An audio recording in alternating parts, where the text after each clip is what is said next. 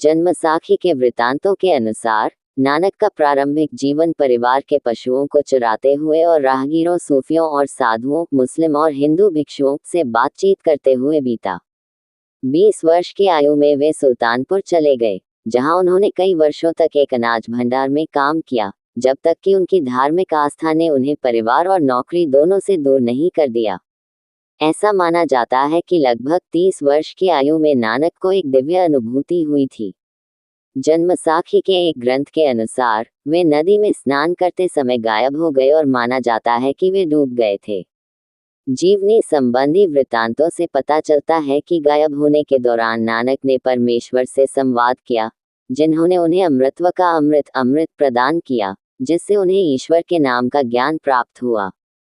ऐसा माना जाता है कि इस रहस्यमय अनुभव ने उन्हें पारलौकिक वास्तविकता का एक दिव्य दर्शन प्रदान किया। ईश्वर की वाणी ने उन्हें गुरु के रूप में अभिषेक किया और उन्हें ईश्वर के नाम और उसके आदर को दूसरों को सिखाने का निर्देश दिया। 3 दिन बाद जब वे नदी से बाहर निकले, तो कुछ देर मौन रहे और फिर अंत में बोले, न कोई हिंदू है, न कोई मुसलमान। नानक के संदेश ने मुस्लिम हिंदू विभाजन को नकारते हुए एक ऐसी एकता का समर्थन किया जो उनके दिव्य अनुभव से मेल खाती थी। उसी क्षण से नानक ने ईश्वर के मार्ग पर चलने की घोषणा की और भारतीय भिक्षुओं की परंपरा का पालन करते हुए एक लंबी यात्रा पर निकल पड़े।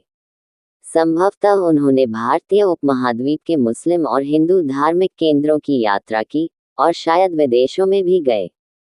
उनके द्वारा तय किया गया मार्ग और यात्रा स्थलों की निश्चित रूप से पहचान नहीं की जा सकती।